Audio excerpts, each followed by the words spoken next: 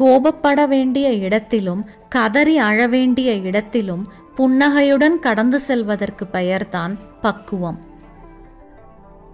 யாரும் அறியா முகம் அனைவரிடமும் உண்டு. அது தெரியும் வரை நானும் நீயும் நல்லவர்கள்.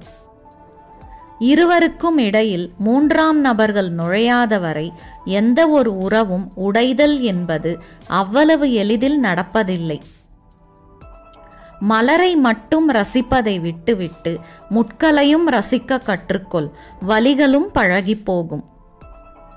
எதுவாயினும் கடக்க பழகு. எல்லாமே சில காலம்தான். பெண் விரும்புவது ஆடம்பரமான வசதியான வாழ்க்கையை அல்ல, தன் மீது அதிகபட்ச அன்பை பொழியும் அன்பான இதயத்தை தான். தென்றலாய் இருந்துவிடு, எதையும் கடக்கலாம்.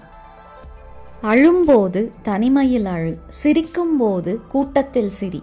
கூட்டத்தில் அழுதால் நடிப்பு என்பார்கள், தனிமையில் சிரித்தால் பைத்தியம் என்பார்கள். தொலைதூரம் சென்றாலும் தொலைவதில்லை சில உறவுகள். அருகிலேயே இருந்தாலும் அந்நியப்படுகிறது பல உறவுகள். பல மன கஷ்டங்களோடு வாழும் ஆடம்பர வாழ்க்கையை விட சில சுமைகளோடு வாழும் எளிய வாழ்க்கையே மேல். Thank you for watching.